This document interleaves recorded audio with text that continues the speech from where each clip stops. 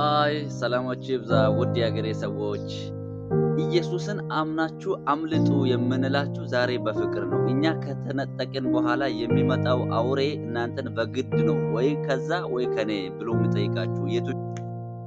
ሰላማችሁ እንዳሸን ይብዛ። ሁላችሁንም ወዳችኋለሁ በጌታ በኢየሱስ ክርስቶስ ፍቅር ማለት ነው።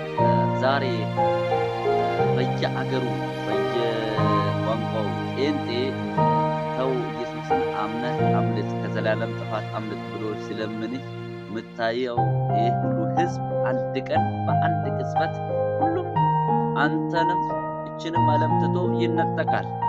ከዛ በኋላ ግን ወደ አንተ የሚመጣው እንደ ዛሬ እንደ ጴንጤው እንደ ክርስቲያን ወይም እንደ ክርስቶስ ተከታዮች በፍቅር የሚጠይቅ ነገር ሳይሆን ወደ አንተ የሚመጣው ወደ አንቺ የሚመጣው ትልቅ ሰይፍ የሚያስፈራራት ገና ሲታዩስ ገና ወደ ጠገባችሁ ሳይደርስ የእናንተን ነፍስና ስጋ የሚያንቀጣቅጥ ክፉ ነገር ነው ወደ እናንተ የሚመጣው።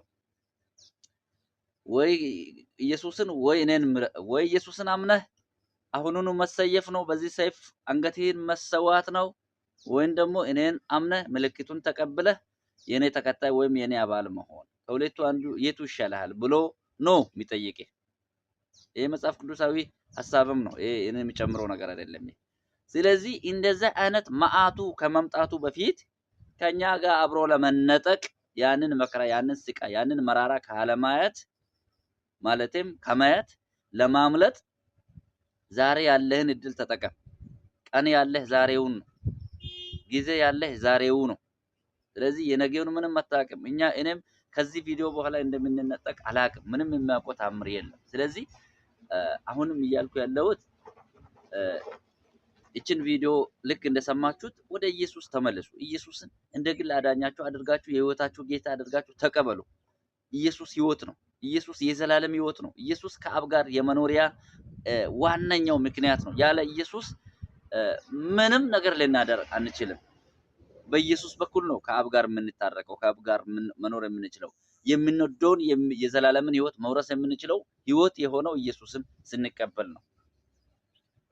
ከአብ ጋር ለመኖር ቀጥታ ወደ ሰማይ ወደ መንግስት ሰማያት መግባት የምንችለው በር በሆነ በኢየሱስ ስናምን ነው።